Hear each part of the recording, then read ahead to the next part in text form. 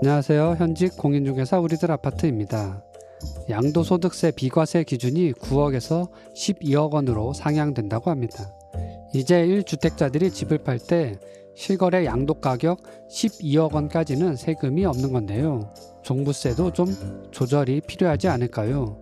그럼 시작하기 전에 구독, 좋아요 눌러주세요. 12월 8일부터 1세대 1주택자는 양도세 비과세 기준이 기존 9억 원에서 12억 원까지 상향됩니다. 이달 초부터 비과세 기준이 9억 원에서 12억 원으로 상향 조정된다고 이야기가 나오면서 현장에서는 잔금일을 정하지 못하고 혼란스러웠는데요.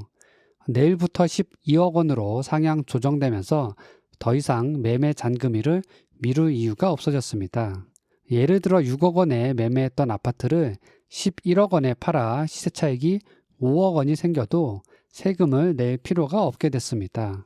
비과세 요건을 갖추고 매매를 할 경우 실거래 양도가격 12억 원까지는 세금 걱정을 덜게 된 건데요. 물론 1년에서 2년 이내 단기 매매의 경우 비과세 요건을 갖추지 못했기 때문에 양도 차익에서 60에서 70%의 세금이 나올 수 있습니다.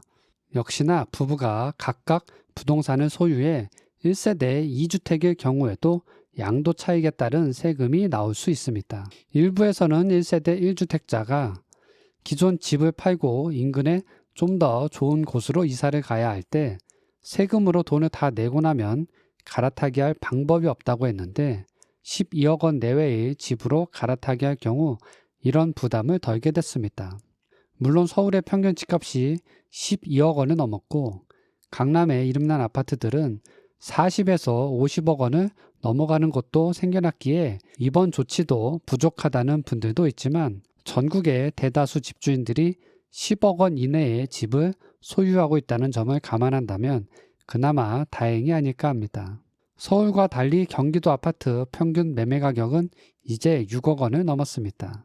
경기도에서 갈아타기를 계획 중인 분들에게는 12억 원으로 상향된 양도소득세 비과세 기준까지 그나마 여유가 있어 보입니다. 최근 현장에서 매매를 망설이는 가장 큰 이유는 세금도 문제이지만 대출 문제가 더 큽니다. 지난달부터 이어지고 있는 깐깐한 대출 과정과 한도 축소, 올라간 금리 등이 전세나 매매를 계획했던 이들의 발목을 붙잡고 있습니다. 내년 2월까지 아이들 학교 인근으로 이사하려는 수요가 점점 생겨날 것으로 예상되는 상황에서 대출 규제가 얼마나 이어질지도 걱정이 됩니다. 이와 함께 최근 상담을 많이 하고 있는 부분은 종합부동산세입니다. 사무실에 오시거나 전화를 통해 종합부동산세와 관련하여 답답함을 호소하는 분들이 많습니다. 지난해보다 적게는 몇십만 원에서 많게는 몇천만 원까지 더 나왔다는 이야기를 듣게 됐는데요. 특히 고령층의 경우 월세와 연금으로 생활을 해왔던 분들에게 갑작스럽게 나온 종부세는 큰 두려움을 준다고 합니다. 양도세 비과세 요건을 12억 원으로 상승시킨 것처럼 종부세 역시 2주택자들의 종부세 기준을 6억 원에서 12억 원까지 상향 조정하는 건 어려운 일일까요?